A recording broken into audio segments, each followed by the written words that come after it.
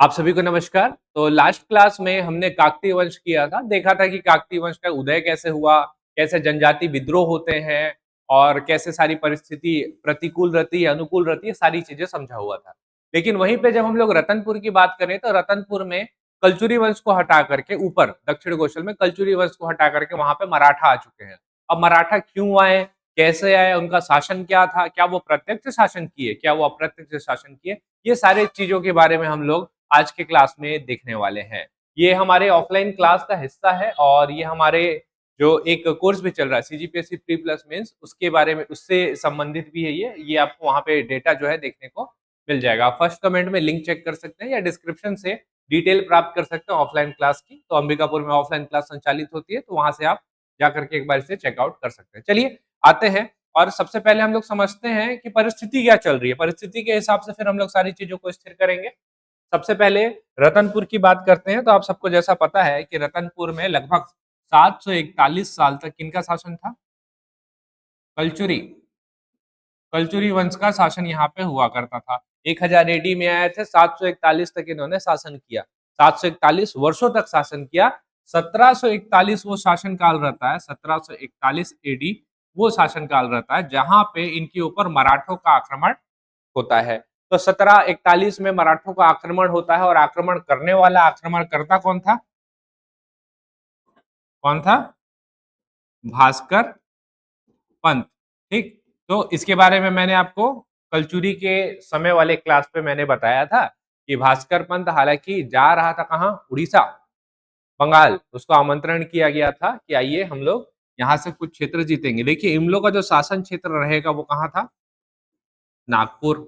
नागपुर में रघुजी प्रथम नाम के व्यक्ति थे, उन्होंने इस शासन की नींव डाली थी। और अपने क्या अपना वर्चस्व बना के रखना है, शासन को बड़ा करना है, तो क्या करना पड़ेगा?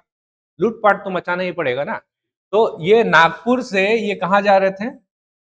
राजनांदगांव होते हुए ये पहुंचे रायपुर। इनका मुख्य जो था वो था आपका उड़ीसा बंगाल बॉर्डर, इस साइड पे इन लोग को जाना था। लेकिन ये यहाँ तक पहुंचते हैं, रायपुर तक पहुंचते हैं। उसके बाद नहीं पता क्या होता है, अचानक से ये मोड़ते हैं अपना घोड़ा गाड़ी और फिर कहाँ चले जाते हैं? रतनपुर। उस टाइम पे जो रायपुर की शाखा पे व्यक्ति बैठा हुआ था वो था मोहन सिंह नाम का। तो मोहन सिंह वही आदमी है कलचुरी में, अगर आपको ध्यान होगा तो, जिसको राजगद्दी मिलना था, लेकिन ये शिकार खेलने गए हुए थे जिसके कारण इनको राजगद्दी नहीं मिल पाया, दूसरा राजा बन जाता है। ठीक। तो मोहन सिंह हो सकता है कि षड्यंत्र के तहत ये जो मराठा है इनको रतनपुर भेजा होगा। फिर उस टाइम पे रघुनाथ सिंह का शासन हुआ करता था। तो 1741 का जब मैं बात कर रहा हूं, वहां पे कौन मिलेगा आपको? रघुनाथ सिंह। तो रघुनाथ सिंह का शासन हुआ करता था। तो रघुनाथ सिंह से बातचीत चल रही थी। देखिए ज्यादा ऑथेंटिक सोर्स के लिए अगर आप जाएंगे ना, तो आपको इसको देखना पड़ेगा। ये छत्तीसगढ़ के इतिहास राम कुमार बिहार जी की किताब है, ये ऑथेंटिक सोर्स होता है। ठीक, क्योंकि ग्रंथ एकेडमी की किताब है। तो रघुनाथ सिंह के बारे में यहाँ पे बोला गया है कि बातचीत वगैरह चल रहा था भास्कर पंत से, और उसी टाइम पे जो मराठा सेना है उन्होंने आक्रमण कर दिया। मतलब अचानक से आक्रमण। कैसे आक्रमण होता है? ये दरबार में है, गए हुए हैं, अचानक से तलवार निकाले और मारकाट मचाना शुरू कर दिया। यही होगा ना। अब इसमें सामने वाले को पता भी नहीं चला। इसके लिए क्या है, आपका जो मोरल वैल्यू है, जिसको बोलते हैं ना, सम्मान जो रहता है, वो होना चाहिए कि आप ऐसे समय पे आक्रमण नहीं करना चाहिए। ठीक है। लेकिन इस टाइम पे उन्होंने आक्रमण किया। रघुनाथ सिंह विचलित हो गए। अचानक से भाई ये क्या हो रहा है, घर वगैरह को आग लगाना शुरू कर दिया था इन्होंने। उसके बाद रघुनाथ सिंह की 2 पत्नियां थी उस समय, बहुविवाह का प्रथा था उस समय। तो रघुनाथ सिंह की 2 पत्नियों ने अपने जो महल है, महल से श्वेत ध्वज लहराया और वहां से अपनी पराजय को स्वीकार किया। तो इससे हमको ये भी पता चलता है कि जो वहां की रानियां होती थी उनको इतने अधिकार हुआ करते थे। नहीं तो महिलाएं कैसे जाकर के श्वेत ध्वज लहरा करके बोलेंगी कि हम हार मानते हैं, हमारा राजपाट जो है वो हार मानता है? संभव ही नहीं था। तो रघुनाथ सिंह ने इतना अधिकार दे करके रखा हुआ था। लेकिन सीजीपीएससी प्री या व्यापम क्या क्वेश्चन पूछता है कि कौन सा राजा था जो बिना लड़े ही हार मान लिया था? उसका आंसर क्या लेते हैं? रघुनाथ सिंह।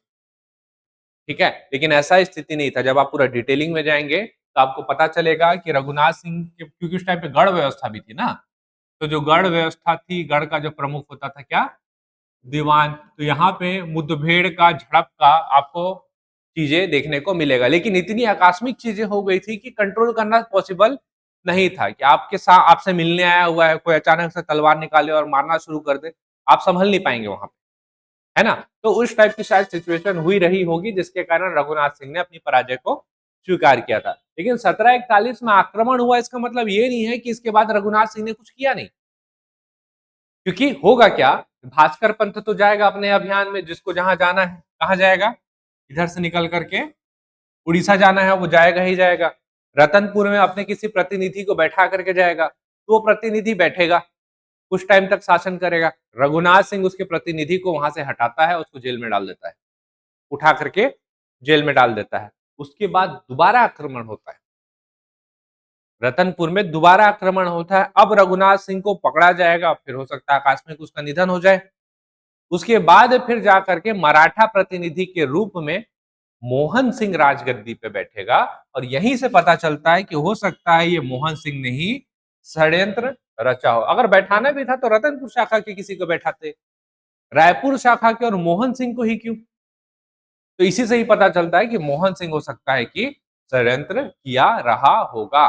तो कलचुरियों का जो पतन होता है वो एक हिसाब से बोलेंगे 1741 में ही हो जाता है। इस टाइम तक इनका स्वतंत्र शासन था, फिर उसके बाद फिर ये मराठों के अधीन कुछ समय शासन करेंगे, फिर मोहन सिंह शासन करेगा मराठों के अधीन। फिर जो पूरा राजनीतिक अस्थिरता आएगी नागपुर में, उसका प्रभाव आपको देखने को मिलेगा छत्तीसगढ़ में। क्या प्रभाव देखने को मिलेगा, कैसे क्या रहता है, वो सारी चीजों को हम लोग देखते हैं। इसी समय पे नीचे क्या चल रहा था इसको भी थोड़ा सा समझ लेते हैं। बस्तर 1741 का समय चल रहा है ना? 1741 अभी तक यहाँ पे बस्तर में जो काकतीय वंश है वही शासन कर रहा है। 1741 का जो बात है, यहाँ पे जो काकतीय वंश है यही शासन कर रहा है, और यहाँ पे कुछ भी अभी तक राजनीतिक अस्थिरता और हलचल नहीं आया हुआ है। 1770 में सबसे पहली बार नीलू पंथ का आक्रमण होगा, फिर बाद में रामचरण बाघा का आक्रमण होगा, उसके बाद कहीं जाकर के ये हार मानते हैं, और उसके बाद ये अपने आप को मराठों के अधीन कर देते हैं। मराठा खुद जो रहते हैं वो अंग्रेजों के अधीन रहते हैं, वो सारा चीज चलेगा। लेकिन काकतीय वंश अपने जगह से नहीं हिलता है। कारण भी है यहाँ से इस वंश को नहीं हिला पाने का, क्योंकि दुर्गम क्षेत्र है, पहाड़ी एरिया है, जनजाति बहुल, यहाँ आकर के आप शासन नहीं कर सकते ना।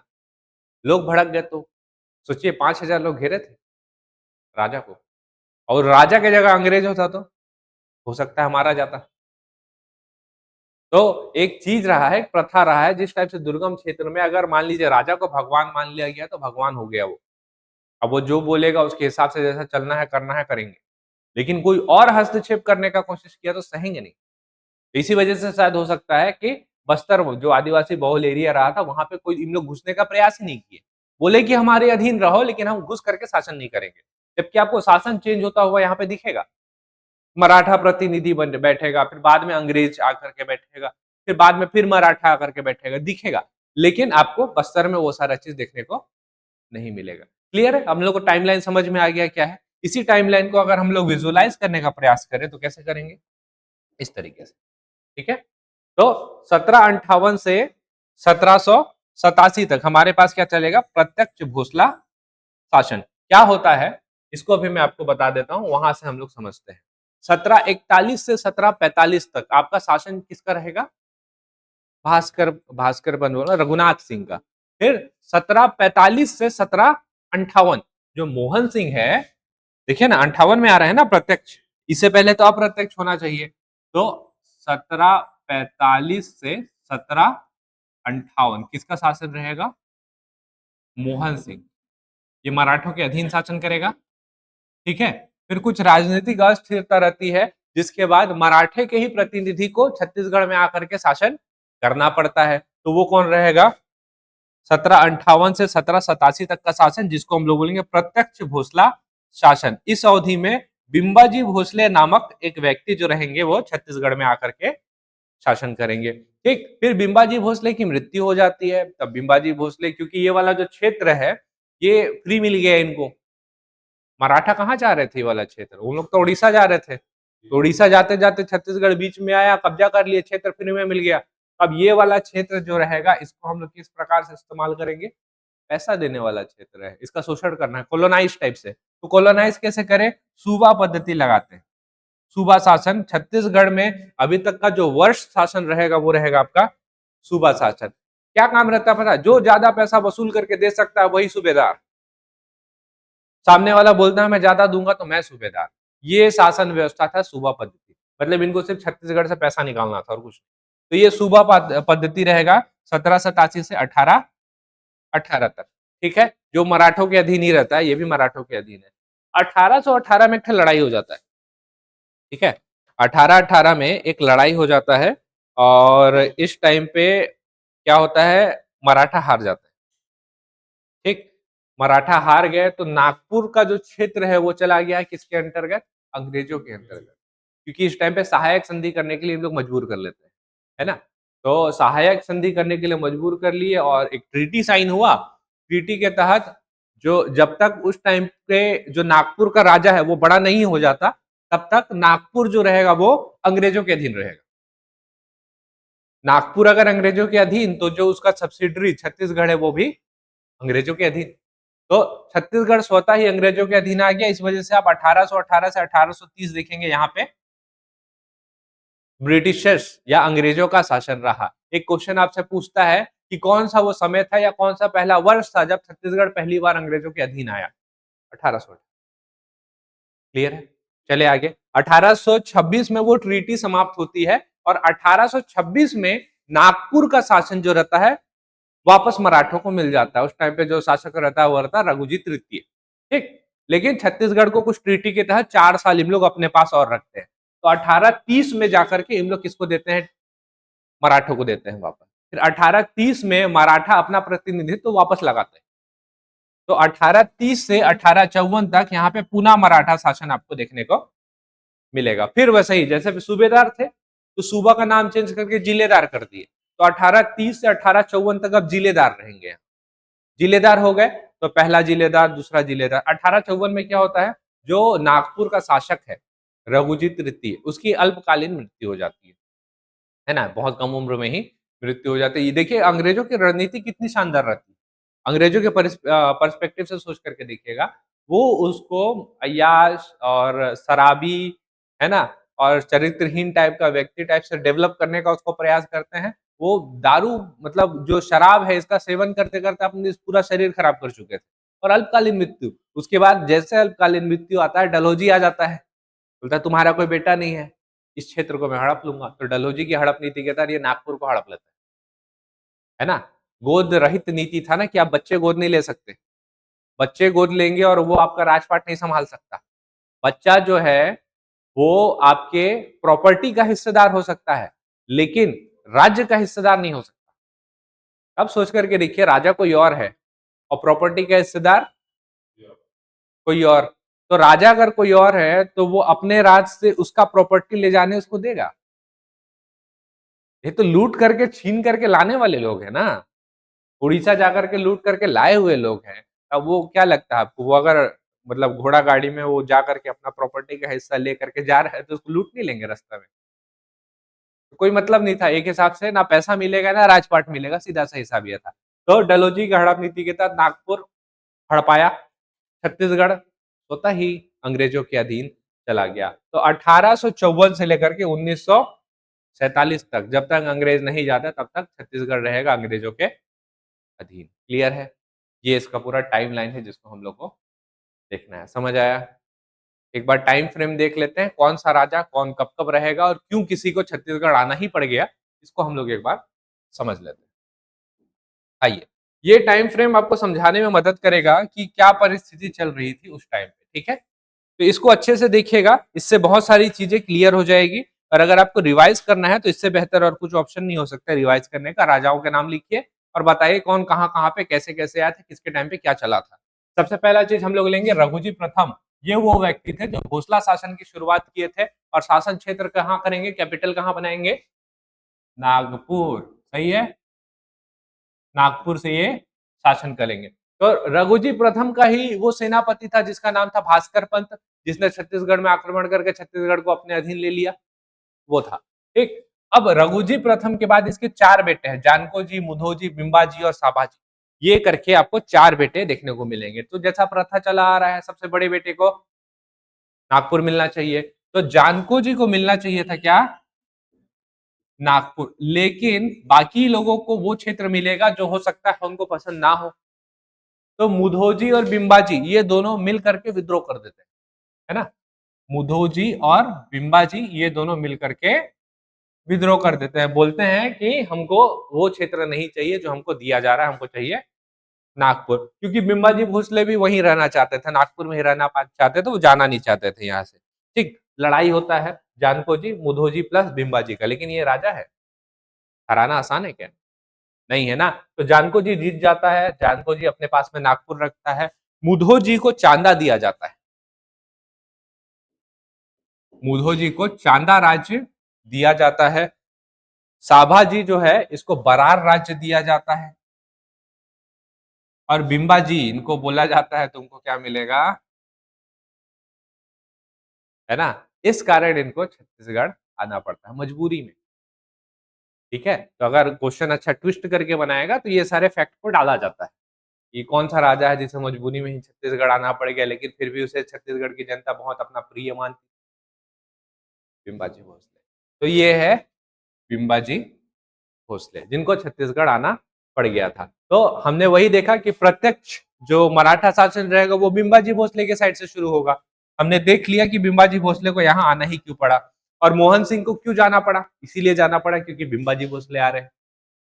तो बिंबाजी भोसले आ चुके हैं। अब बिंबाजी भोसले क्या रहते हैं, क्योंकि देखिए एक तो खुन्नस में तो थे, नागपुर से निकाला गया था, है ना।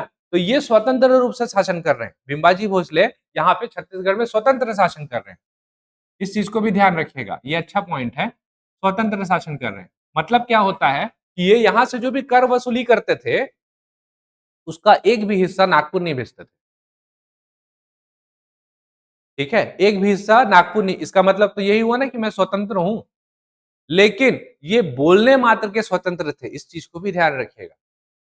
बोलने मात्र के स्वतंत्र का मतलब क्या हो जाता है, इन्होंने ये नहीं किया कि छत्तीसगढ़ राज्य पूरा स्वतंत्र, मैं स्वतंत्र हूं। दोनों में अंतर क्या होता है समझिए।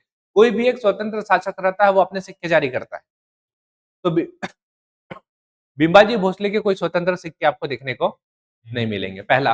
दूसरा, बिंबाजी भोसले की भी मृत्यु हो जाती है, तो वो चाहते थे कि उसका उत्तराधिकारी उनका जो दत्तक पुत्र, जो एडॉप्टेड चाइल्ड रहे वो बने, लेकिन वो दत्तक पुत्र, एडॉप्टेड चाइल्ड जो रहता है वो राजा नहीं बन पाता। जब वो खुद राजा रहते तो मैं जिसको चाहूंगा वो राजा क्यों नहीं बन पाएगा।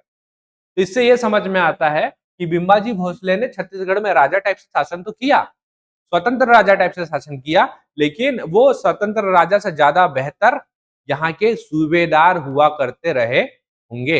हम लोग सूबेदार बोले तो ज्यादा बेहतर है। हो सकता है कि नागपुर जो है वो चाह रहा होगा कि ठीक है अपने जीते जी कर लो जो करना है, उसके बाद तो पूरा क्षेत्र मेरा ही है, ये सोच करके शायद उनको छोड़ दिया गया हो। तो ये थे बिंबाजी भोसले जिनका शासन छत्तीसगढ़ में रहा। ठीक है, साबाजी हटा दीजिए, बरार हम लोग के काम का है ही नहीं। ठीक, आइए, जानको जी के बाद जो राजपाट संभालेगा वो कौन संभालेगा, रघुजी। रघुजी द्वितीय जिसको मिलने वाला है नागपुर। अगर मैंने भाई बनाया है तो इसका मतलब ये नहीं है कि ये सारे अपने सगे रिश्तेदार होंगे, जरूरी नहीं है ना, सौतेले भाई भी हो सकते हैं। देखिए, रघुजी द्वितीय को चिमना जी बहुत ज्यादा पसंद नहीं थे। ठीक है, रघुजी द्वितीय को चिमना जी बहुत ज्यादा पसंद नहीं थे, और फिर नहीं पता अचानक से इनका हो जाता है आकस्मिक निधन। इस टाइप का आकस्मिक निधन आपको देखने को मिलेगा, बहुत जगह देखने को मिलता है। ठीक, तो अब छत्तीसगढ़ किसको मिलना चाहिए, बिंबाजी भोसले तो है नहीं, तो किसको जाएगा, वेकनजी भोसले को। ठीक है, ये है छत्तीसगढ़ के मालिक इस टाइम पे। अब वेकनजी भोसले क्या करते हैं, नागपुर में ही रहना पसंद है, बस पैसा आता रहे वाला हिसाब था, तो छत्तीसगढ़ में पद्धति शुरू करते हैं जिसको ये बोलते हैं सूबा शासन। फिर छत्तीसगढ़ में सूबेदार नियुक्त होते हैं बहुत सारे, है ना, महिपत राव दिनकर, विट्ठल राव दिनकर, भवानी कालू, केशव गोविंद, इस टाइप से आपको सूबेदार देखने को मिलते हैं। तो एक इनका सूबेदार आता है जिसका नाम रहता है बीकाजी गोपाल। बीकाजी गोपाल, उसको जब सूबेदार करेंगे वहां पे मैं दोबारा बताऊंगा। बीकाजी गोपाल के टाइम पे क्या होता है ना, आकस्मिक निधन बहुत सारा हो रहा है कंटिन्यू। रघुजी द्वितीय की मृत्यु हो गई, नागपुर खाली, है ना, वेकनजी नहीं रहे, सूबा शासन खाली, राजकुमारों की मृत्यु हो रही है, दिक्कत हो रहा है। तो इतनी सारी चीजें हो रही थी कि सूबा शासन का जो बागडोर रहता है वो अप्पा साहब के हाथ में आ जाता है। टाइम चल रहा है आपका 1817 आसपास का। इस टाइम पे जो सूबा शासन का बागडोर है वो किसके हाथ में आ गया? अप्पा साहब के हाथ में। अप्पा साहब अति महत्वाकांक्षी व्यक्ति, अति महत्वाकांक्षी, महत्वाकांक्षी नहीं, अति महत्वाकांक्षी व्यक्ति थे। ठीक है, तो रघु जी के बाद किसके पास आ गया था शासन? परसो जी। अब परसो जी क्या थे? मानसिक रूप से और शारीरिक रूप से विकलांग थे, तो बहुत ज्यादा संभाल नहीं पा रहे थे। तब बचा कौन है? अप्पा साहब और परसो जी। तो अप्पा साहब जो है परसो जी के एक क्या बोलते हैं, केयर टेकर होते हुए सारा शासन क्षेत्र को संभाल रहे होंगे। फिर अचानक से परसो जी का भी आकस्मिक निधन हो जाता है। सोचिए क्या हो रहा है, और अभी भी अप्पा साहब ही बचे हुए, क्या हो रहा होगा। ठीक है, तब रघुजी तृतीय जो थे उस टाइम पे छोटे थे, बहुत छोटे थे। इस टाइम पे होता है लड़ाई, 1817 1818 आसपास में होता है एक लड़ाई, तीसरा आंग्ला मराठा युद्ध। अंग्रेजों के साथ लड़ाई होता है और मराठा हार जाता है, तो उनको मजबूरी में सहायक संधि अपनाना पड़ता है।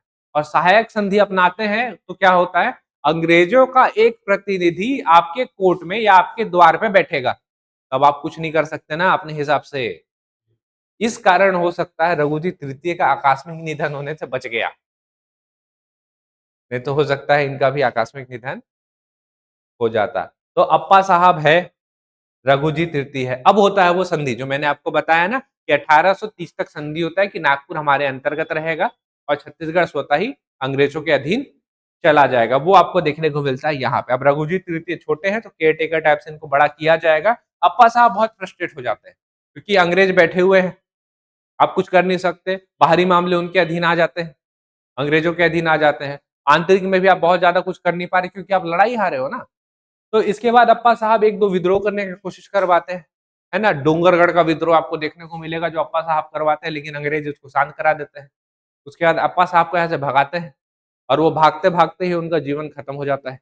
उसके बाद फिर रघुजी तृतीय शासन में आ जाते हैं, फिर वही 1854 में इनका निधन हो जाता है और फिर अंग्रेजों के अधीन पे पूरा का पूरा नागपुर और पूरा का पूरा छत्तीसगढ़ आ जाता है। तो ये पूरा शासन काल है, शासन क्षेत्र है जो हम लोग को देखना था, समझना था। आई होप आपको समझ में पूरा आ गया होगा ये, ठीक है। चलिए अब हम लोग देखेंगे कौन कौन आया और कैसे कैसे शासन किया। तो शुरुआत तो बिम्बा जी भोसले से ही करना पड़ेगा ना। बिम्बा जी भोसले को लेकर के आते हैं, ये आपका एक पूरा टाइम फ्रेम है, यहाँ से आप आराम से समझ जाएंगे। 1758 प्रत्यक्ष शासन शुरू होगा, 1787 से सूबा शासन शुरू होगा, 1818 से ब्रिटिश संरक्षण शुरू होगा, 1830 से पुनः भोसला शासन और 1854 से अंग्रेज आ जाएंगे, जो कि हमने अभी पूरा देखा हुआ है। ये देखिए, ये है इसका शासनकाल। और इससे पहले लेकर के जाना है तो आप क्या करेंगे, 1741 से 1745 यहाँ पे रघुनाथ सिंह रहेगा, और 1745 से 1758 यहाँ पे मोहन सिंह रहेगा। ये दोनों जो रहेंगे ये मराठों के अधीन शासन करेंगे, ठीक है। रघुनाथ सिंह, मोहन सिंह दोनों मराठों के अधीन। उसके बाद फिर स्वतंत्र मराठा शासन आपका शुरू हो जाता है। शुरू करें, चलिए आते हैं। और सबसे पहले हम लोग बिम्बाजी भोसले को देखेंगे जो 1758 से 1787 तक, जैसा कि हमने इनके बारे में देखा, समझ ही लिया है बहुत सारा चीज। तो शासन कौन पूछता है आपसे, छत्तीसगढ़ का प्रथम मराठा शासक कौन? बिम्बाजी भोसले। देखिए ये मजबूरी में छत्तीसगढ़ आए थे, लेकिन ऐसा नहीं है कि इन्होंने शासन अच्छा नहीं किया। जो इस टाइम के आपके कौन थे, ब्लॉगर्स थे जो लिखते थे, किताब लिखते थे, उन्होंने बहुत सारी चीजें इनके बारे में लिखा हुआ है कि इनका, इनको लोग पसंद करते थे, छत्तीसगढ़ से राजस्व की प्राप्ति अच्छी होती थी। भाई जब फसल होगा तभी तो राजस्व होगा। तो ये सारा चीज हम लोग को देखने को मिलता है, ठीक है। आइए कुछ चीजों को हम लोग देखते हैं। तो इनकी राजधानी कहाँ थी? रतनपुर में। कुछ कार्य देख लीजिए, रतनपुर एवं रायपुर का प्रशासनिक एकीकरण करने वाले यही थे, ठीक है। और रतनपुर में नियमित न्यायालय की स्थापना की, परगना पद्धति के सूत्रधार, ये बहुत बार एग्जाम में क्वेश्चन आया हुआ है, इस चीज को ध्यान रखिएगा। परगना पद्धति में आपको आगे बताऊंगा, उसको जरूर ध्यान रखिएगा। परगना पद्धति के सूत्रधार कौन? ये थे, ठीक। राजनांदगांव और खुज्जी नामक जमींदारी प्रथा की शुरुआत करने वाले भी यही है। राम टेकरी मंदिर का निर्माण और विजयदशमी पे स्वर्ण पत्र देने की परंपरा की शुरुआत करने वाले भी यही है। और कुछ बच गया क्या? रायपुर के दूधाधारी मठ का निर्माण भी है।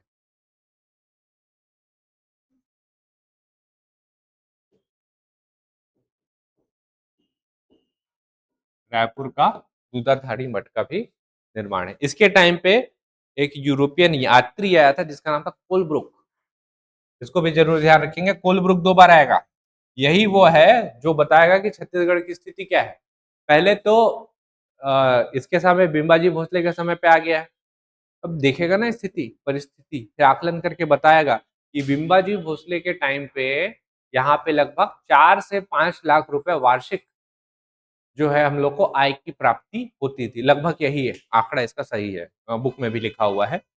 लेकिन जब ये दोबारा आएगा कुलब्रुक और उस टाइम में सूबा शासन है, तो उस टाइम पे पता चलेगा ना कि आय कितना ज्यादा हुआ कितना कम हुआ। इससे हम लोग को समझ में आएगा कि शासन क्षेत्र किसका अच्छा था किसका बुरा था। यहीं से ही आइडिया लगता है। ठीक, तो कोलब्रुक इसके समय पे आया था और बहुत सारी चीजें लिखा था, जिसमें से सबसे बड़ा चीज यही है कि यहाँ से कितना हम लोग को पैसा मिलता है। ठीक है, तो परगना पद्धति समझ गए आप क्या है? परगना पद्धति क्या है? जैसे छत्तीसगढ़ एक पूरा क्षेत्र है, तो उसको आप बांट दीजिए जिलों में और एक जिले का एक एक जिलेदार बना दीजिए जो कि है कलेक्टर। जो कलेक्टर आपको रिपोर्ट करेगा मुख्यालय में आप बैठे हैं, यही है परगना। पूरे क्षेत्र को बांट दीजिए छोटे छोटे परगना में। तो 27 परगनों में बांटा गया था। बाद में ये सूत्रधार है, सोचे थे करेंगे, कर नहीं पाए, हो सकता है समय कम रहा होगा इनके पास संभवतः। ठीक है, एक चीज और ध्यान रखेंगे, इनकी 3 पत्नियां थी, उमाबाई, आनंदीबेन और रमाबाई। इनको जरूर ध्यान रखें।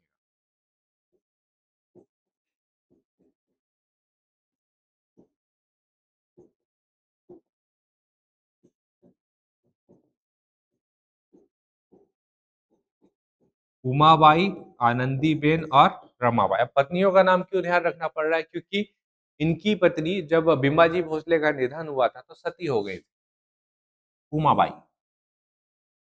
ठीक है, और इनका पता हमको कहाँ से चलता है? तो रतनपुर में एक सती स्मारक बना हुआ है, सती सती स्मारक बना हुआ है, वहां से सती चौक है, वहां से हम लोग को पता चलता है कि इनकी पत्नी उमाबाई सती हो गई थी। तो मतलब छत्तीसगढ़ में पहली बार किसी के सती होने का प्रमाण हमको उमाबाई से मिलता है, इसलिए पता होना चाहिए। आनंदीबेन कौन है?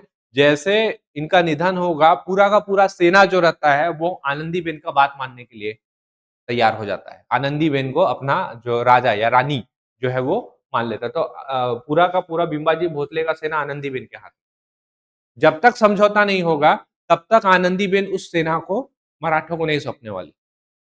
तो अगर वो विद्रोह करती तो विद्रोह हो भी जाता। तो आनंदीबेन इतनी शक्तिशाली थी। रमाबाई कौन थी? उन्होंने बाद में दीक्षा ले ली और फिर वनप्रस्थ चली गई वो, और वहां पे रहना खाना उन्होंने करना शुरू कर दिया। तो ये है हमारे बिम्बाजी भोसले। क्लियर?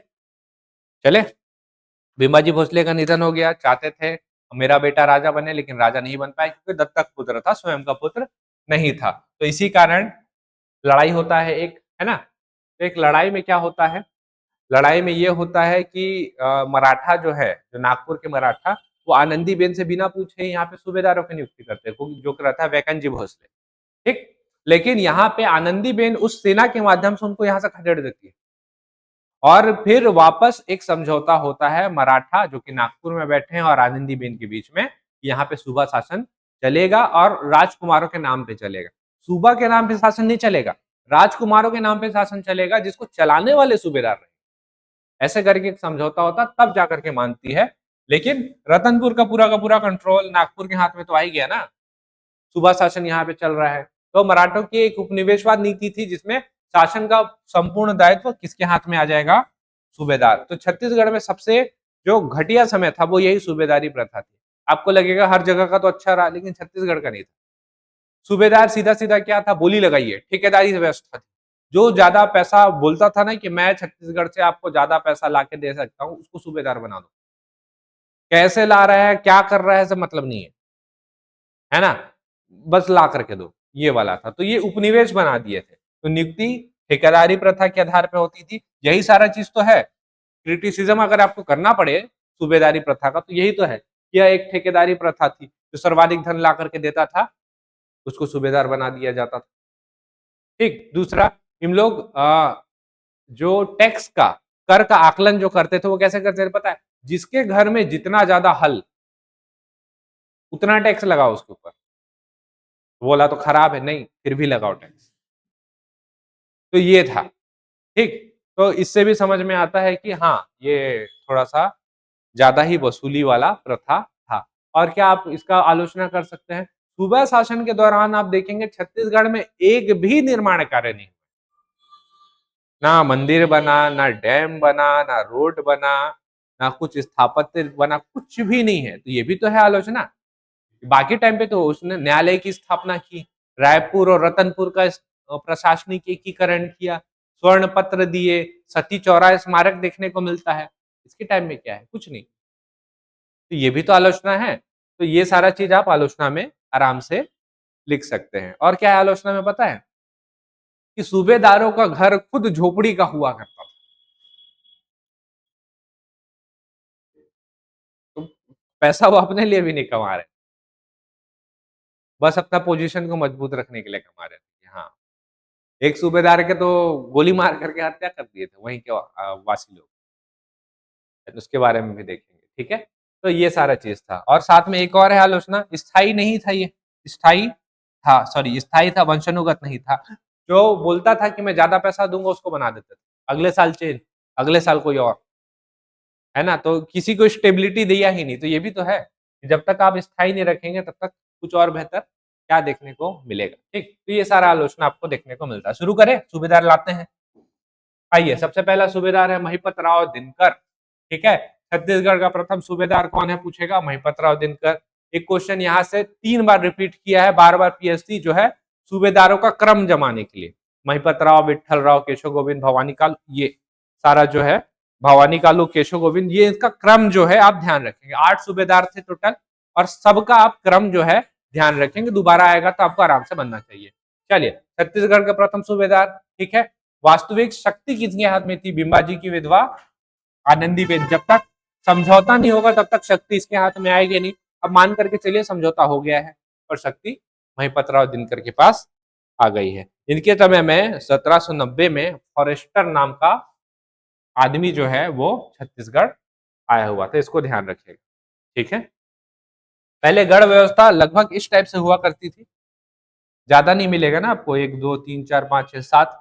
फिर बाद में मैंने आपको बताया कि इसको परगना में तोड़ा गया, तो गढ़ व्यवस्था को व्यवस्थित करके परगना पद्धति लाया गया। तो परगना पद्धति को हम लोग समझेंगे, जो कि लाने वाला कौन था? विट्ठल राव दिनकर। इसको बोला जाता है परगना पद्धति का जनक। तो एक क्वेश्चन पूछता है आपसे, परगना पद्धति का सूत्रधार कौन है? बिंबाजी भोसले। परगना पद्धति का जनक कौन है? विट्ठल राव दिनकर, ठीक है। तो प्रशासनिक व्यवस्था को सुचारू रूप से चलाने के लिए इसने छत्तीसगढ़ को कितना, 27 परगनों में पुनर्गठित किया। और एक एक परगनों का एक हेड रहेगा। जैसे जिला का हेड होता है जिलेदार, जो कि कलेक्टर है, वैसे ही परगने का हेड रहेगा जिसका नाम रहेगा कमाविंसदार, कमाविंसदार। इसके टाइम में इसके समय पे मिस्टर जेटी ब्लंट नाम के व्यक्ति जो थे वो छत्तीसगढ़ आए हुए थे। ये देखिए, अब मैं जैसे आलोचना करना है ना आपको, तो यही तो है आलोचना वाला।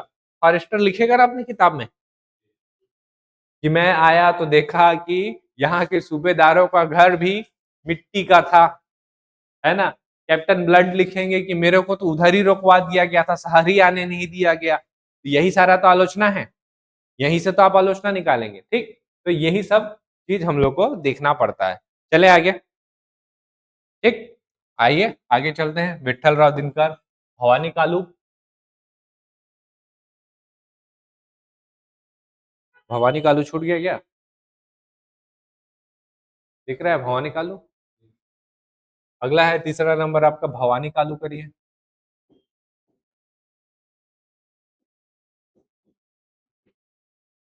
चौथे नंबर पे है आपका केशव गोविंद, ठीक है।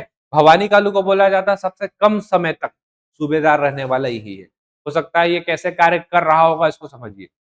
मैं तो बन गया हूँ, एटलास्ट पैसा ही करना है, पैसा ही इकट्ठा करना है, तो क्या करो, अपने जगह पे किसी और को अपॉइंट कर दिया और वो घर में मस्त पड़ा हुआ है, जाओ तुम पैसा कलेक्ट करो। जब फिर पता चलता है मराठों को तो फिर हटा देते हो। वही बात हो गया ना कि मान लीजिए टीचर है, उसको सैलरी 50,000 मिल रहा है, 10,000 दे करके बच्चे लोग को पढ़वा दे रहा है, वो घर में बैठा हुआ है। है ना? ऐसे में एक्शन तो होगा, वही हिसाब है। आपको पैसा दिया जा रहा है ना पढ़ाने के लिए, ये थोड़ी तो फिर 10,000 में दूसरा टीचर नहीं अपॉइंट कर लेते। अच्छा है आपने मेरी आँखें खोल दी, 10,000 में ही बच्चों का भविष्य चलाया जा सकता है। आपको निकालते हैं और इसी को रख लेते हैं 10,000 में, खुशी-खुशी तैयार है वो करने के लिए, ये कर सकते थे, ठीक है? तो ये था आपका भवानी कालू। उसके बाद आएगा आपका केशव गोविंद। केशव गोविंद के टाइम पे ये क्षेत्रों को जीतने में भी मदद करता है। पहला जो सूबेदार है, जो अगल-बगल के क्षेत्रों को जीतने में थोड़ा-सा मदद करेगा और सर्वाधिक समय तक सूबेदार रहेगा। इसके समय पे पिंडारियों की गतिविधि प्रारंभ हुई और इसी के समय पे यूरोपियन यात्री कोलब्रुक छत्तीसगढ़ वापस आया। इस पॉइंट को ज़रूर ध्यान रखिएगा, कोलब्रुक क्योंकि 2 बार आया है। कोलब्रुक उसका नाम क्या था? फॉरेस्टर था क्या? कोलब्रुक ही था ना? बिंबाजी भोसले वाला? हाँ, कोलब्रुक छत्तीसगढ़ वापस आए। क्या होता है पता है? कोलब्रुक आता अब देखता है कि स्थिति क्या खराब है। कंपेयर अब ना होगा। अब यहाँ पे वो बोलता है कि जब मैं पहले आया था तो 5 से 6 लाख रुपए का राजस्व वार्षिक होता था। बैलगाड़ी वगैरह का भी हिसाब बताते हो अपने हिसाब से कि इतना बैलगाड़ी, घोड़ा गाड़ी यहाँ से खनिज खनिज नहीं अनाज लेकर के बाहर जाता है। लेकिन अभी जब आया तो बोला कि अभी जो था राजस्व गिर करके 1-2 लाख रुपए लगभग हो चुका है ना? यहाँ पे जो सूबेदार है उसका घर खुद मिट्टी का बना हुआ है। मेरे को खुद शहर के बाहर रुकवाया गया। ये सारा चीज़ जो लिखा है यही तो आलोचना है। तो कोलब्रुक लिखता है मेनली, ठीक है? तो कोलब्रुक का नाम आप ज़रूर ध्यान रखेंगे। चलें आगे, उसके बाद है बीकाजी गोपाल, जिसका मैंने आपको बताया था कि इसके समय में बहुत सारे लोगों की मृत्यु हुई थी। वैकनजी भोसले, मृत्यु हो गई। रघुजी द्वितीय जो राजा था उसकी मृत्यु हो गई, ठीक है? और अप्पा साहब इसी समय पे जो रहते हैं सत्ता पे आते। ये सारे लोग गए और अप्पा साहब के हाथ में आया सत्ता। अप्पा साहब के हाथ में आया क्या? सत्ता। परसो जी थे मानसिक रूप से और शारीरिक रूप से उतने ज़्यादा स्वस्थ नहीं थे, तो वो अप्पा साहब उसको अपने संरक्षण में लेते हैं, है ना? मतलब वही है कि साँप को बच्चा खिलाने दे दिया गया। अब देखिए क्या करेंगे अप्पा साहब, पता ही है आपको क्या करेंगे। ठीक, अंतिम सूबेदार देखिए कौन-कौन रहते हैं। एक सखाराम रहता है, हरि, सखाराम हरि, दिख रहा है ये? इसको अलग से आप हाइलाइट करिए, अंडरलाइन करिए। क्यों पता है? यही वो है जिसको वहाँ के वासी लोग ही गोली मार करके इसका हत्या कर देते।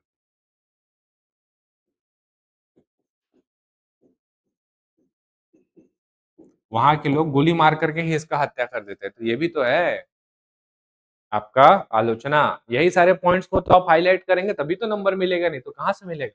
ठीक है? सखाराम हारी और प्री के लिए भी अच्छा क्वेश्चन है। कौन सा वो सूबेदार है जिसके वहाँ के निवासियों ने ही उसकी गोली मार करके हत्या कर दी? सखाराम हरी। हरी से याद रखिएगा खून लाल होता है ना, तो और हरी और कुछ वो तो है नहीं, क्या बोलते हैं, कलर वाला कोई शब्द और तो है नहीं। सीताराम टाटिया, यादव राव, हरी है तो लाल आप कर सकते हो उसको।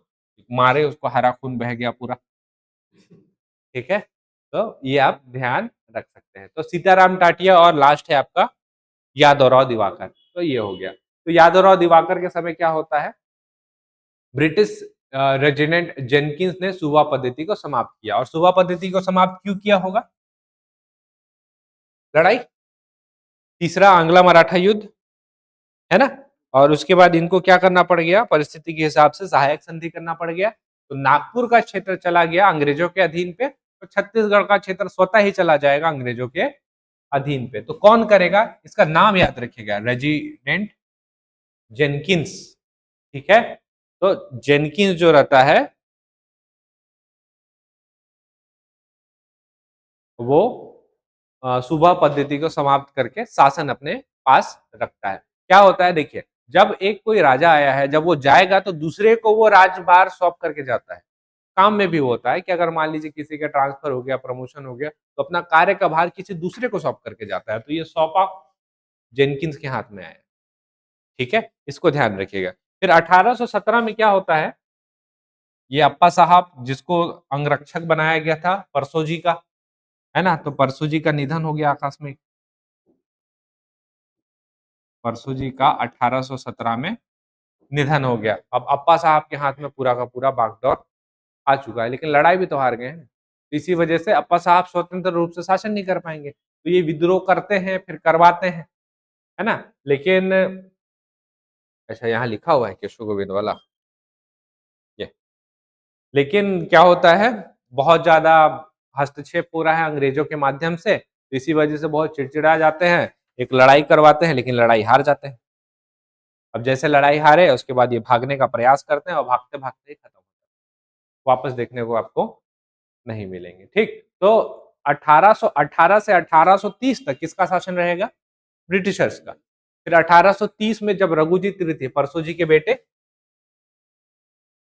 रघुजी तृतीय, ये जब बड़े हो जाएंगे तो इनको शासन मिलेगा, तो ये अपना प्रतिनिधि फिर छत्तीसगढ़ में भेजते हैं, ये रहता है। तो चलिए देखते हैं, अब आगे चलते हैं। सूबा शासन भी देख चुके हैं हम लोग, आगे चलेंगे और तीसरा आंग्ल मराठा युद्ध में हार के बाद छत्तीसगढ़ ब्रिटिश संरक्षण में आ गया, और ब्रिटिश संरक्षण देखने को अपने को मिलता है 1818 से 1830। सहायक संधि स्वीकार कर लिया गया, करना पड़ गया, आप हारे हो, आपको, आपके पास ऑप्शन नहीं है, ठीक है? प्रावधान, यह संधि रघुजी तृतीय के वयस्क होने तक लागू रहेगी और अंग्रेज अधीक्षकों के माध्यम से शासन हम लोग यहाँ पे करेंगे। 1818 में छत्तीसगढ़ पहली बार अंग्रेजी शासन के अधीन हुआ। अप्रत्यक्ष हुआ है, प्रत्यक्ष तो हुआ नहीं है। पूर्ण रूप से पूछेगा तो 1854 उसका आंसर है। पूर्ण रूप से छत्तीसगढ़ अंग्रेजों के अधीन कब हुआ? 1854। और सिर्फ पूछे कि अंग्रेजों के अधीन कब आया, तो 1818। अल्पकालीन है, लेकिन हुआ तो है ना? आइए, बहुत सारे लोग आते हैं, तो इनका भी क्रम पूछा हुआ है। तो जो ब्रिटिश अधीक्षक आए हैं, उनको आप जरूर ध्यान रखेंगे, इनसे भी क्वेश्चन पहले भी पूछा गया है, तो पूछा जा सकता है। आइए एक एक करके देखेंगे। सबसे पहले आता है कैप्टन एगेन्यू, एडमंड। एडमंड आता है, एडमंड नहीं लिखा है क्या? कहाँ पे है एडमंड?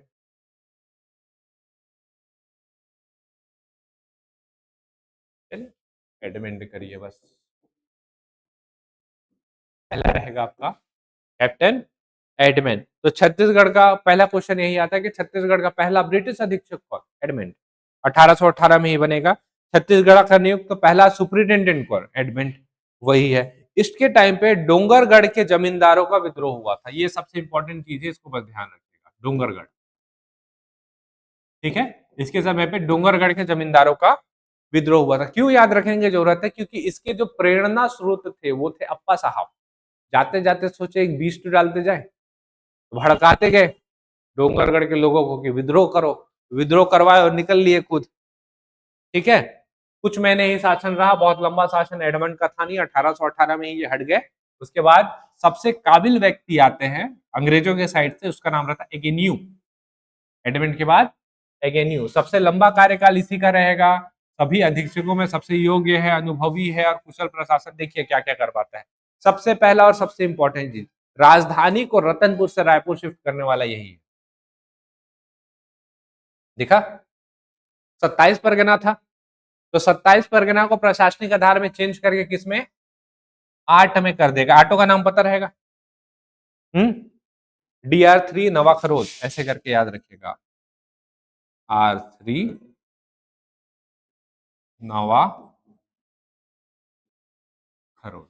तो नवा से नवागढ़, खरोद से खरोद ही है ना?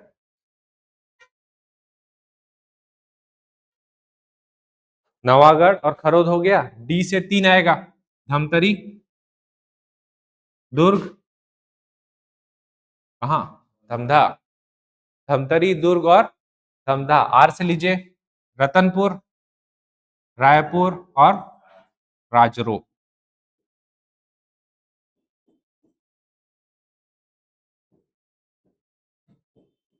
ठीक, सबसे बड़ा परगना पूछेगा तो क्या करेंगे? रायपुर। कैसे याद रहेगा? सबसे ज्यादा प्रचलित देखिए ना कौन है? रायपुर। तो सबसे बड़ा परगना वही रहेगा। तो सबसे छोटा पूछेगा तो क्या करेंगे? सोच के देखिए कौन सा क्षेत्र है जिसका नाम आप पहली बार सुन रहे हैं? ये राजरो। धमधा तो फिर भी सुने हैं आप, राजरो नाम पहली बार सुन रहे हैं। तो ये सबसे छोटा, दोनों आर से शुरू होगा, ऐसे करके भी आप याद कर सकते हैं, ठीक है? तो राजरो सबसे छोटा और रायपुर सबसे बड़ा। तो ये परगना हो गया अपना। आइए, और इसने क्या क्या किया? रतनपुर से राजधानी, परगना, विद्रोहियों का दमन किया। सोना खान का जो विद्रोह का 1857 में, उससे पहले भी एक विद्रोह हुआ था जिसका दमन एडमंड के एगेन्यू एगेन्यू ने किया था। आपको याद है कोटपार परगना, लड़ाई तो चल ही रहा है। दरिया देव का बेटा आएगा, क्या नाम था उसका, महिपाल देव। तो महिपाल देव पैसा देने से मना कर दिया था, तो उसके बाद रामचंद्र बागा का आक्रमण हुआ था, तो वो जो कोटपार परगना है उसको भी देने से मना कर देता है विक्रम देव को। तब यही मुद्दे को उठा करके वो लेकर के आता है कहा, एगेन्यू के पास में। तो एगेन्यू उस कोटपार परगना संबंधी मुद्दे को सुलझाता है। यहाँ पे नहीं लिखा है क्या, परलकोट का विद्रोह इसी टाइम पे हुआ है ना। तो कोटपार परगना संबंधी मुद्दे को सुलझाने वाला भी कौन है, एगेन्यू। टाइम यही था, क्योंकि कोटपार परगना नहीं लिखा है यहाँ पे, कोटपार परगना संबंधी मुद्दे को कर दीजिए, कोटपार परगना संबंधी मुद्दे को सुलझाने वाला एगेन्यू।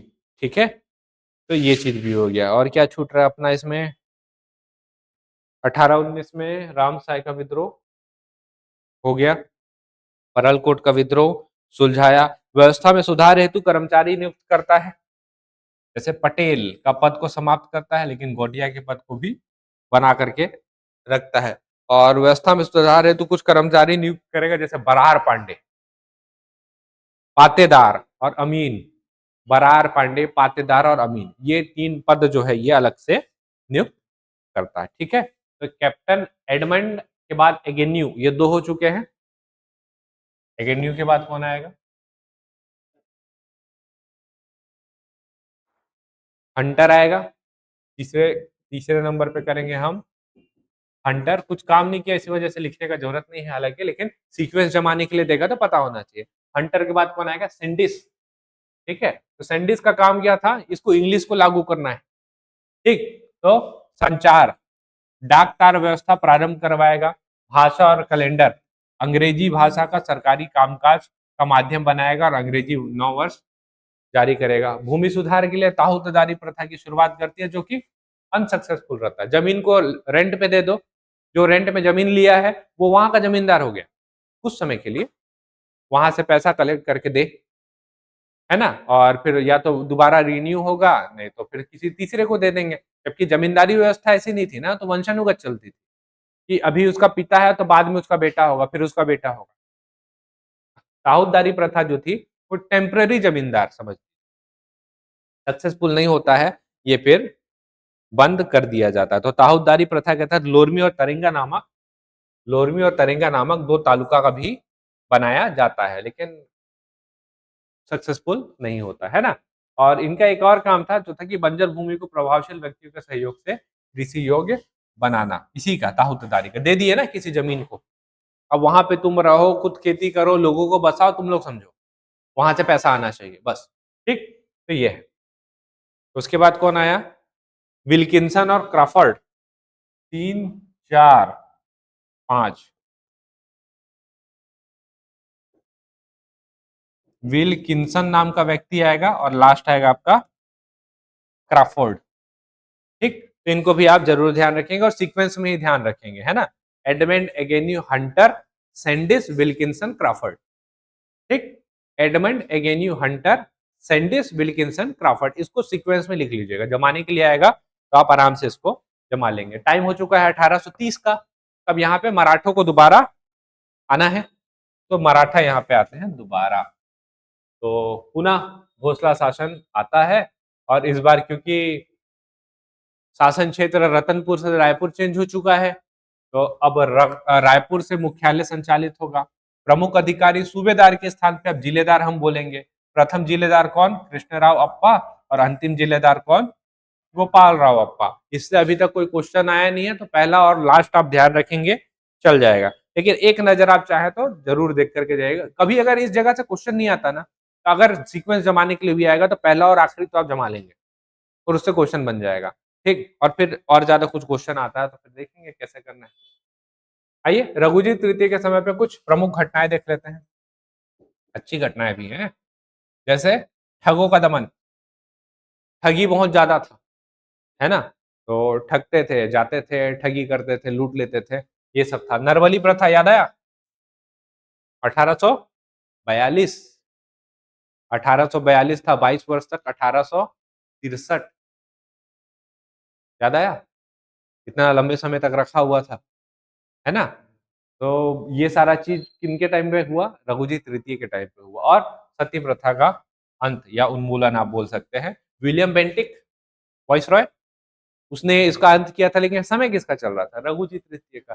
तो ये बोल सकते हैं अंग्रेजों द्वारा या मराठों द्वारा किए गए कुछ महत्वपूर्ण काम क्या थे? तो ये 3 थे। मुल्तानी ठगों का दमन व आतंक को खत्म किया, नरबली प्रथा पे रोक लगाई और सती प्रथा का उन्मूलन किया। तो ये आप बोल सकते हैं आराम से, ठीक है? चलिए, लास्ट जो चीज हम लोग का बच रहा है वो है इनका शासन व्यवस्था, मराठा कालीन शासन व्यवस्था, उसको थोड़ा सा देख लेते हैं, समझ लेते हैं। अच्छा, ये तो बताया ही था मैंने आपको, रघुजी तृतीय जब वयस्क होते हैं, बेटा नहीं रहता है उनका, दत्तक पुत्र रहता है, और 1853 का डेट है शायद, डेट देख ही लेते हैं।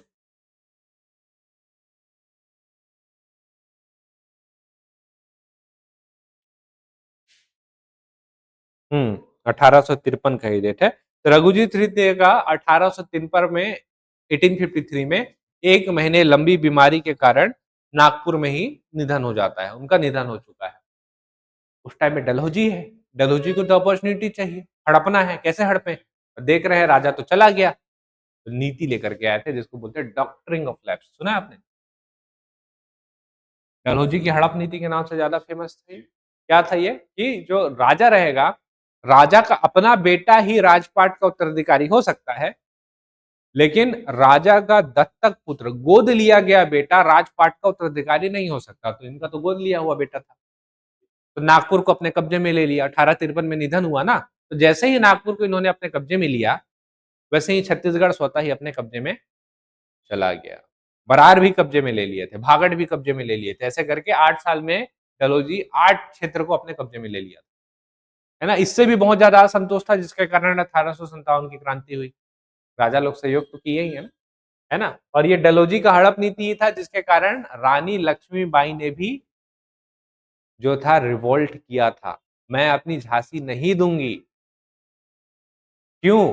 क्योंकि उनका जो दत्तक पुत्र था उसको राजा बनाने के लिए मना कर रहे थे ना, वही तो था। रानी लक्ष्मीबाई का विद्रोह भी तो इसीलिए ही है ना? तो आते हैं, नागपुर राज का अंग्रेजी साम्राज्य में मिला लिया गया, वैसे ही अपने आप छत्तीसगढ़ भी मिल गया, ठीक? तो आधिकारिक घोषणा दिखी जा रहा है आपको, 13 मार्च 1854। तो छत्तीसगढ़ में अब कौन आएंगे? अधीक्षक आएंगे, अलग अधीक्षक आएंगे, कमिश्नर आएंगे अब, जो पूरे छत्तीसगढ़ को कंट्रोल करेंगे। तो उसको हम लोग अगले क्लास में देखेंगे। अंग्रेज शुरू हो जा रहे हैं ना वहां से, तो उसको हम लोग अगले क्लास में देखेंगे। हम लोग देखते हैं कि इनका प्रशासन क्या था, मराठों का प्रशासन क्षेत्र क्या था, इसको हम लोग समझने का प्रयास करते हैं। तो देखिए, जो मराठा है वो 2 टाइप से शासन करते थे। एक था इनका खालसा क्षेत्र, और दूसरा था जमींदारी क्षेत्र। खालसा क्षेत्र मतलब मराठों का जहां पे प्रत्यक्ष नियंत्रण रहेगा उसको बोलेंगे हम लोग खालसा क्षेत्र। जमींदारी क्षेत्र मतलब जहां पे वो जमींदारों के माध्यम से शासन करवाते थे, तो उसको बोलते थे जमींदारी क्षेत्र। जमींदारों से जो पैसा लिया जाता था, क्योंकि मैं उनको संरक्षण तो दे रहा हूं ना, और जमींदारियों का होना भी इस वजह से आवश्यक है क्योंकि दुर्गम क्षेत्र, आदिवासी क्षेत्र, ग्रामीण क्षेत्र में जाकर के राजा शासन नहीं कर सकता, ना अपने सामंतों को भेज करके शासन करा सकता है। तो क्या करा है, जमींदारों से ही शासन करवाओ वहां पे, उसको अपना संरक्षण दो, और जमींदारों से क्या लो? पैसा, वही तो चाहिए। तो विभिन्न जमींदारों के अधिकार में जमींदार अपने क्षेत्र में शासन के लिए स्वतंत्र थे, और उनसे क्या लिया जाता था? पैसा को बोलिएगा टकोली। जमींदारों द्वारा मराठों को चुकाया जाने वाला निर्धारित वार्षिक कर था ये। क्लियर है? ठीक, तो हमने राजस्व व्यवस्था इनका समझा हुआ, जमींदारी क्षेत्र और खालसा क्षेत्र में। अब देखते हैं और क्या क्या व्यवस्था था इनका। और जैसे शासन का संचालन सूबेदारों से लेकर के गौटिया तक एक सुस्पष्ट पदानुक्रम द्वारा किया जाता था। तो किसका क्या क्या काम था उसको देख लेते हैं। जैसे सूबेदार, तो पूरा क्षेत्र का मालिक हो गया, पूरा छत्तीसगढ़ का एक सूबेदार। तो सूबा शासन का सर्वोच्च अधिकारी, जो कि भोसला शासन के प्रतिनिधि के रूप में छत्तीसगढ़ में शासन करता था। इसके बाद सारे मामले थे, दीवानी, फौजदारी, सैनिक, सारे मामले, मतलब एक हिसाब से वो अप्रत्यक्ष राजा हुआ, राजा के अधीन में। ठीक, तो ये क्या बनाया था? क्या बनाया था? परगना। परगना में कौन बैठा था? कमाविंजदार। तो जिले में जो आदमी बैठा हुआ है तो उसको भी तो आप वैसा ही पावर देंगे ना, जिसके अंदर राजस्व मामले, वसूली, शांति सुरक्षा सब कुछ संभालने का दायित्व रहेगा। कैसे हम इसको समझ सकते हैं कि हमारा चीफ मिनिस्टर है ना, कहाँ पे है? रायपुर में है। तो उसके पास पूरे छत्तीसगढ़ को संभालने के लिए शक्ति है, उसके पास सारे मामले संभालने की शक्ति है। लेकिन अगर जिले में जिलेदार है जो कि कलेक्टर है, तो उनके पास भी तो है जिले को संभालने के लिए शक्ति, वहां अपने क्षेत्र में चीजों को संभालने के लिए शक्ति। तो यही है आपके कमाविंजदार। गौटिया ग्राम का सर्वोच्च पद हुआ करता था, जो ग्राम का मुखिया होता था उसको क्या बोलते थे हम लोग? तो कलचुरी कालीन पद में था, ये आया हुआ और अभी तक बना हुआ था। इसी गोटिया को ना बाद में चल करके, अभी जब मराठा आएंगे, मराठा के बाद अंग्रेज आएंगे, तो इसी को आप क्या बोलेंगे पता है? इसी को आप बोलेंगे मालगुजार।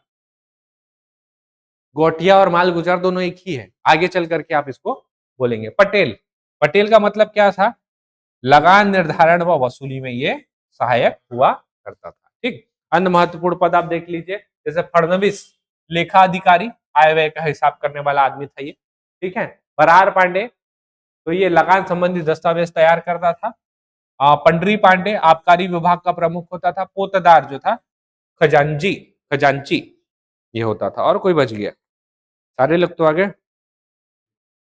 पटेल भी है, तालुकदारी प्रथा भी देख लिया हमने। एक चौहान है जो कि ग्राम रक्षक होता था।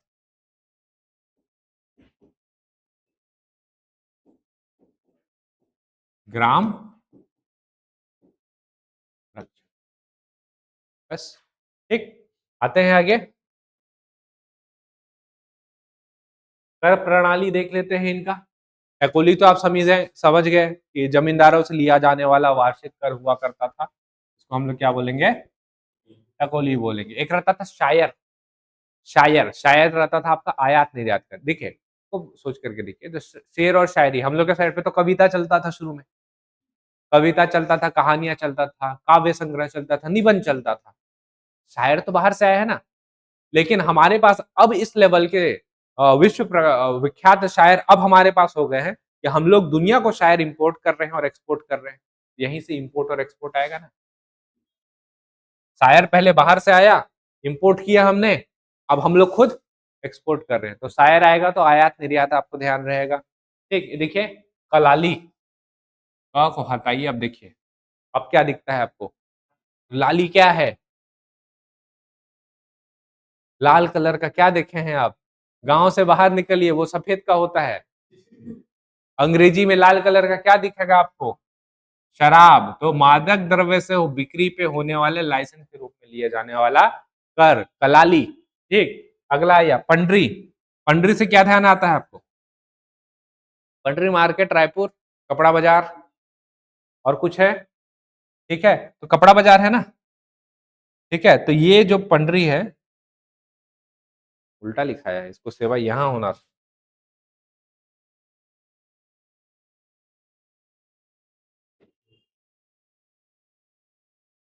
गैर कृषक, ठीक तो है, गैर कृषक था जिसको बढ़ाई, कुम्हार, नाई आदि से लिया जाता था। ठीक है, तो इसको बस ऐसे ही ध्यान रख लीजिए, पंडरी। ठीक, तो सेवाई, सेवाई से क्या ध्यान आता है? मिक्स करना पड़ेगा ना आपको कुछ चीजें। तो छोटे मोटे जो भी अस्थायी कर है उनका एक सामूहिक रूप जो रहेगा वो रहेगा सेवाई। और जमींदारी कर, जमींदारों से तो टकुली ले रहे हैं आप, तो जमींदारी कर किससे लेंगे? आयातित अनाज, आयात कर रहे हैं जो बाहर से आप, उसमें क्या लेंगे आप? जमींदारी कर लेंगे। क्लियर? इतना ही है, यहाँ पे सारा चीज तो देख लिया है हमने। लास्ट है आपका ये, है ना। मराठा शासन ने छत्तीसगढ़ की प्रशासनिक और राजस्व प्रणाली पर एक स्थायी छाप छोड़ा। विठल राव दिनकर की परगना पद्धति और सैंडिस की ताउदारी कंक्लूजन है। ठीक, स्थानीय शासन, शहरी केंद्र वगैरह जो है वो सारा चीज कंक्लूड किया हुआ है कि कहाँ पे क्या क्या देखने को अपने को मिलता है। तो ये है हमारा पूरा का पूरा मराठा, तो हमने एक सिंगल वीडियो में कवर किया। इसके बाद आपका डायरेक्ट 1854 शुरू होगा। 1854, फिर 1857 की क्रांति, उसके बाद फिर आपका आधुनिक भारत शुरू हो जाता है। 1857 जैसे टच करेंगे आधुनिक भारत शुरू हो जाता है। अभी हम लोग हालांकि आधुनिक भारत में है, लेकिन अंग्रेजों का जो आगमन रहेगा वो शुरू हो जाएगा। तो आज की क्लास में हम लोग यहीं तक करेंगे। सारी चीज़ों को हमने अच्छे से समझा हुआ है। कुछ डाउट रहेगा, कुछ संशय प्रश्न रहेगा, नीचे कमेंट बॉक्स में आप कमेंट कर सकते हैं। अगले क्लास में मिलेंगे, तब तक के लिए आप सभी का बहुत-बहुत धन्यवाद।